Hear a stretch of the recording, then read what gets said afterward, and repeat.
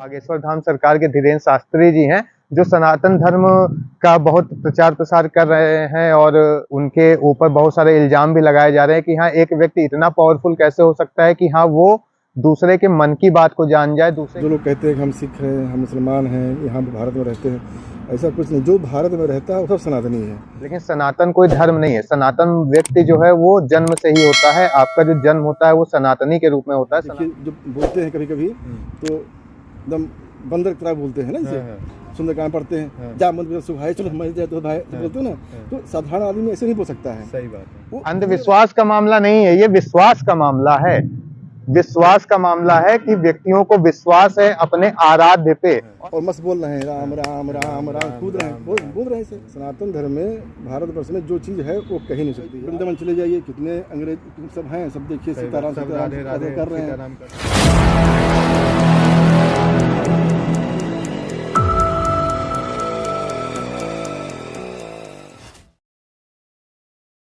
Hello friends, कैसे हैं आप सब लोग। आप सबका बहुत बहुत स्वागत है आपके अपने यूट्यूब चैनल सूर्यवंशी ब्लॉग्स पे।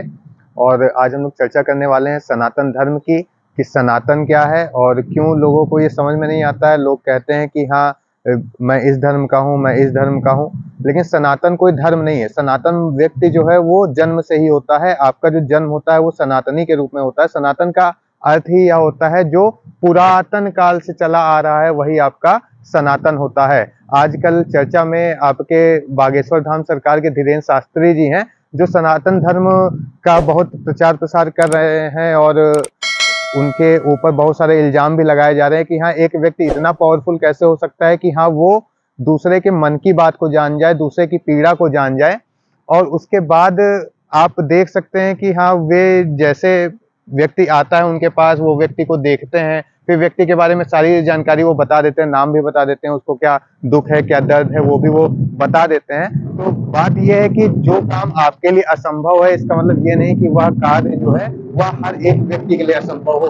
तपस्या में वो ताकत होती है। आप नहीं इस बात को समझते क्योंकि आपने अभी तक सनातन को नहीं अपनाया है। आपने सनातन को नहीं अपनाया है, यानी अपने आप को आपने अभी तक जाना नहीं है, आपने अभी तक अपने आप को अपनाया नहीं है।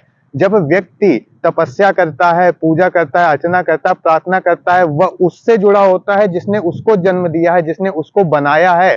तो हम बता रहे हैं, या आपको कोई भी ग्रंथ, कोई भी वेद बता देगा कि व्यक्तियों में बहुत सारी कलाएं होती हैं। क्या पता है कि हाँ, इस मनुष्य के शरीर में क्या क्या क्षमता है। आप तो अभी सिर्फ अपने बोलने को क्षमता मान रहे हो, अपने सुनने को क्षमता मान रहे हो, अपने देखने को क्षमता मान रहे हो, अपना कोई कार्य आप कर सकते हो इसको क्षमता मान रहे हो। हाँ, व्यक्ति का मनोभाव जाना जा सकता है। व्यक्ति जब आपके सामने से आता है, आपको पता चल जाता है ना कि निगेटिव वे में आ रहा है या पॉजिटिव वे में आ रहा है। क्या आपको नहीं ये एहसास हो जाता है? तो ऐसा नहीं है कि आपके शरीर में भी ये फंक्शन है कि हाँ, आप जान सको कि कोई व्यक्ति आपके समक्ष आ रहा है तो उसको क्या पीड़ा हो सकती है, क्या दर्द हो सकता है, वो किस वे में आपसे कनेक्ट होना चाह रहा है। तो ऐसा किसी को झूठ कह देना कि नहीं, वो बिल्कुल नाटक कर रहे हैं और बिल्कुल क्या कहते हैं, अंधविश्वास का मामला है। अंधविश्वास का मामला नहीं है, ये विश्वास का मामला है। विश्वास का मामला है कि व्यक्तियों को विश्वास है अपने आराध्य पे, और आराध्य से वो जब वो डायरेक्ट नहीं मिल पाते हैं तो वो उसके साधन से मिलते हैं। साधन का अर्थ होता है वह व्यक्ति जो आपको किसी स्थान पे पहुंचाए। तो जो भी हमारे मठाधीश होते हैं या जो भी पुजारी होते हैं, जो भी भगवान के कार्य में लीन रहते हैं, अभी मैंने देखा कि हाँ, पुजारी जी जो है वो शिव जी को सजा रहे हैं, उनको पूरा क्या कहते हैं, उनको पूरी पगड़ी वगड़ी पहना रहे हैं और उनकी आराधना कर रहे हैं, दिन दिन भर लीन रहते हैं तपस्या में। तो आप ये बात समझिए कि जो व्यक्ति लाखों व्यक्तियों की भीड़ को संभाल रहा है, उनके प्रश्नों का जवाब दे रहा है, उनके सारे दुख दर्द मिटा रहा है, दुख दर्द उनके मिट भी जा रहे हैं किसी को सुनने से, तो वो कारण यही है कि वो जो व्यक्ति है वो समर्पित रह चुका है आराध्य के प्रति। तो जो व्यक्ति उस व्यक्ति से कनेक्ट होता है, जो व्यक्ति तपस्या में है, तो वो व्यक्ति उनसे भी कनेक्ट हो जाता है। आप डायरेक्ट कनेक्ट होने की कोशिश करोगे तो आपको समय लगेगा, लेकिन अगर आप, लिखा हुआ है कि अगर आप गुरु के पास जाते हो और गुरु की शरण में बैठते हो, जिसे उपनिषद कहते हैं, गुरु के समीप बैठते हो, तब जाकर आपको जो है उनसे कनेक्शन जो है आपका, जैसा कनेक्शन गुरु का होता है उनसे, वैसा ही कनेक्शन गुरु आपका भी उनसे करवा देता है। तो ये जो मार्ग है ये सनातन का मार्ग है। जब व्यक्ति अपने आप को हिंदू, मुस्लिम, सिख, ईसाई ये नहीं समझता है, वो जानता है कि उसका जन्म हुआ है और वो जो है उनकी संतान है। ये जो आपको भौतिक शरीर दिख रहा है, अपना दिख रहा है या किसी और का भी दिख रहा है, वो तो माता पिता द्वारा आपको मिला है। आपको माता पिता दिख रहे हैं कि हाँ ये मेरे माता है, ये हमारे पिता हैं, लेकिन जिसने सच में आपको जन्म दिया है उसको आप लोगों को महसूस करना पड़ेगा, उस चीज को महसूस करना पड़ेगा। वो चीज आपको दिखेगी नहीं। हाँ, अगर उनसे संपर्क में आना, कोई क्यों गुरु के पास जाता है, कोई क्यों गुरु के पास जाता है? क्योंकि उसे जानना होता है कि हाँ उसका जो रियल जन्म है, जो उसका जन्म है, शरीर का नहीं, जो है वो कौन है और वो कहाँ से जन्मा है। तो व्यक्ति में शक्तियां होती हैं।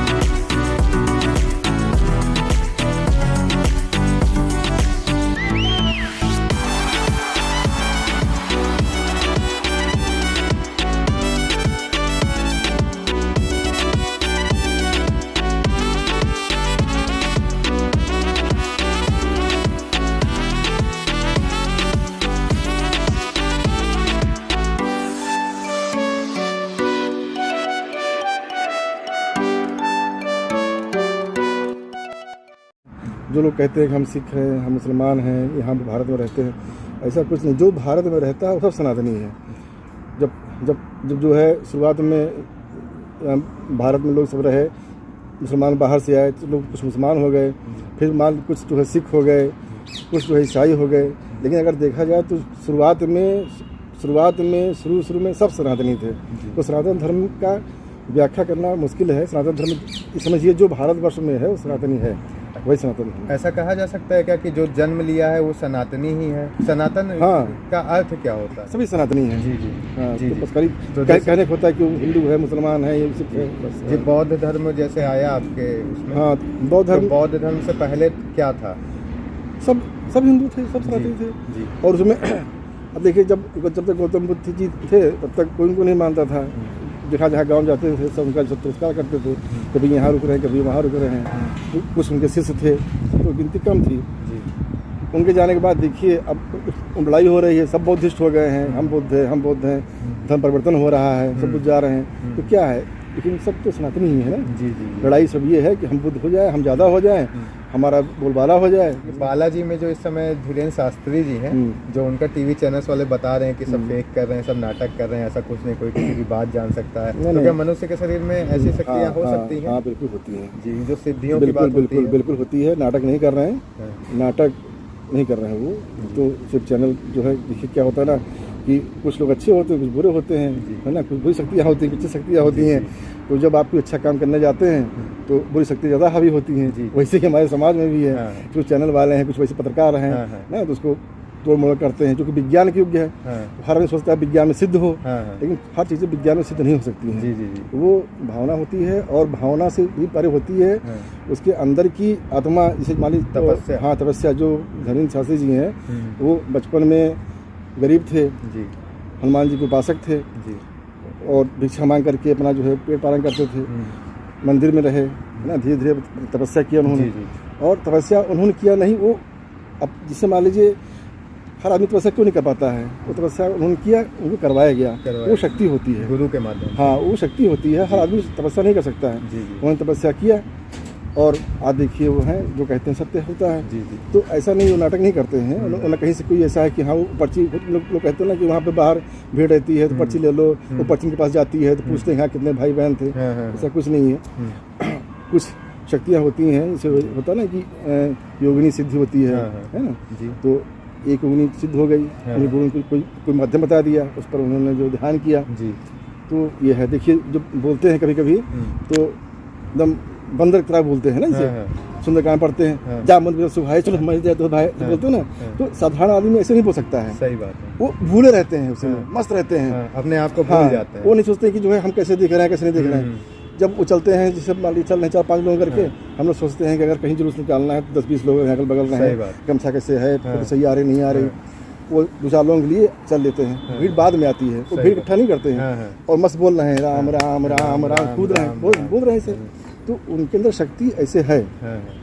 बाकी कहानी तो बहुत लोग। अच्छा, ऐसी शक्ति भी होती है कि जैसे मनुष्य कोई सिद्धि पा जाता है तो और मनुष्य उसकी तरफ आकर्षित होने लगते हैं, और इस वजह से भी भीड़ उनके पास जाती होगी, क्योंकि लाखों की भीड़ रहती है, वो तो नहीं बुलाने जाते। ना ना ना, देखिए कुछ को आराम होता है, कुछ को जैसे लगता है इस मामले में कोई समस्या है, उन्होंने अर्जी लगाई, उनका कार्य पूरा हो गया तो उन्होंने दूसरे बताया, लोग अपने आप सब जाते हैं। क्योंकि मुरादें तो पूरी होती है तो आदमी अपने आप जाता है ना। और ये आज की तो बात है नहीं, तो ये तो आदि की बात है, पहले से आ रहा है, अनंत की बात है। देखिए सनातन धर्म में भारतवर्ष में जो चीज़ है वो कही नहीं सकती है। आज अमेरिका और इंग्लैंड में भी जो है कुछ लोग जो हैं, सारे लोग जो है यहाँ की पद्धति को फॉलो करते हैं। हम लोग भूले हुए हैं और जो लोग उसी पद्धति पर चल रहे हैं लोग, हम लोग उसका विरोध करते हैं। जी जी, है ना, सही बात है। जो लोग सब चल रहे हैं उसका विरोध करते हैं। बाकी देखिए वहाँ वृंदावन चले जाइए, कितने अंग्रेज सब हैं, सब देखिए सीताराम कर रहे हैं, है ना। वैसे वहाँ पे भी है।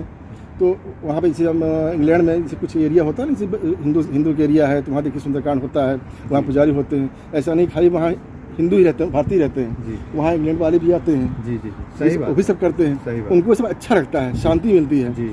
यहाँ पे क्या कुछ लोग जो है क्या है ना, ऐसा है ऐसा नहीं है, तो वो जो कुछ वो सही है उनको भ्रमित करते हैं। जी जी, और भ्रमित करके अपने साथ 10-20 लोग और लेकर के आते हैं, तो कहते हैं बेकार है बेकार है। अरे हम कहते हैं आप अपना काम करो, उनको अपना काम करने दो।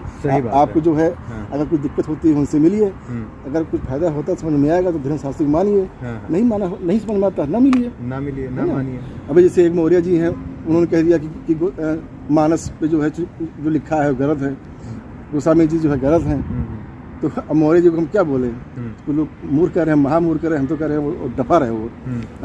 यहाँ मंदिर सामने आते हैं तो उनको दौड़ा के मारे हम।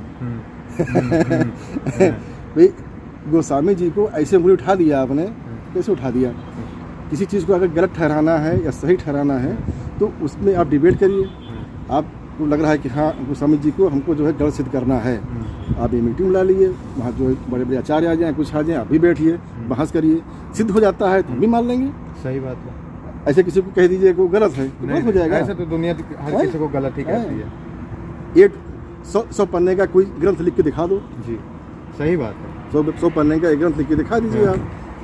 पुराने वेद पढ़े हुए हैं, पुराने कुरान है, गुरु ग्रंथ साहिब है, सब को उठा दीजिए, सब खराब है। नहीं, आज का हमें लगता है ऐसा सीन हो गया कि व्यक्ति अपने आप को बहुत कुछ समझ रहा है और जो बीत चुका है उसको कुछ समझ नहीं रहा है। उसको लग रहा है ये सब झूठ ही है, सब झूठ है।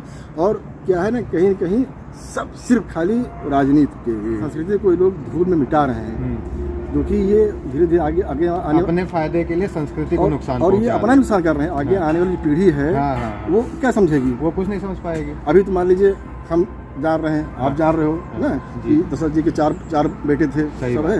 आप अपने बच्चों को नहीं बताए, उनको बता दीजिए गलत है, धीरे धीरे सब भूल जाएंगे, खत्म हो जाएगा। और इसका परिणाम लोग भुगत रहे हैं, भोग रहे हैं, लेकिन समझ में नहीं आता है। तो हम लोगों ने जाना कि वैदिक संस्कृति हमारी, और जो आपके रामचरितमानस के बारे में भी चर्चा हुई, और स्वामी जी ने बताया कि हाँ कैसे जो सनातनी होता है वह जन्म से ही होता है और सभी सनातन ही होते हैं, और बाद में जाके आप डिसाइड कर लेते हो कि हाँ मैं बौद्ध हूँ, मैं सिख हूँ, मैं ईसाई हूँ, मैं मुस्लिम हूँ, मैं हिंदू हूँ। आप जो भी डिसाइड करते हो वो जन्म के बाद ही आप डिसाइड करते हो। जन्म लेते समय आपके पास कोई डिसीजन नहीं होता कि आप किस रूप में जन्मे हो, ना आपको पता होता है, ना कोई बता के आपको यहाँ पर भेजता है। तो स्वामी जी से बात करके हम लोगों को बहुत अच्छा लगा और हम लोग बिल्कुल इनको इनवाइट करेंगे अपने इंटरव्यू में और यहाँ पे वे आएंगे और अपना और ज़्यादा समय देंगे। अभी ज़्यादा समय है नहीं, संध्या का समय है। खिरेश्वर महादेव में यहाँ श्रृंगार हो रहा था। यहाँ पे शाम को आरती जो है वो 6 बजे संपन्न होती है, तो समय भी हो गया है और स्वामी जी का हम लोगों ने वक्त लिया है। इसके लिए स्वामी जी को धन्यवाद। धन्यवाद स्वामी जी, आपसे फिर से मुलाकात होती है। धन्यवाद।